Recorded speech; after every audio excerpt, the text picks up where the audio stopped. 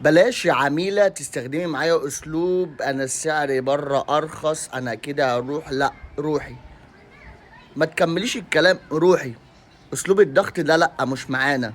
حضرتك قلت لي ده بكام، انا بقول لك السعر بتاعي بناء عن العظمه والتحفه والجمدان اللي بقدمه. ماليش دعوه بره. بره ممكن يبقى ارخص كتير، بس الكواليتي مختلفه، الخامات مختلفه، الفن مختلف. انا ما هرغي كتير ليه؟ بص، احنا التركيبه بتاعتنا في الاوتيل دايما ما بنركبش ماسوره، بنركب بفوم، وده بيساعد على عزل التراب وعزل الصوت، وكمان اللور وجهاز الحراره بشكل محترم جدا جدا جدا جدا. كل ما تكون مركب ومحكوم، كل ما يكون التركيب بتاعكم افضل افضل وافضل. تعالوا نجرب كده نشوف. ده غير كمان الازاز الدبل بيساعد على عزل الصوت اكتر، وزي ما انتم شايفين كده في فرق في الصوت بشكل جبار. وطبعا فكره ان انا اركب بدون مسامير، دي حاجه جامده جدا جدا. طبعا النافذ عندنا شغل عارف الكلام ده.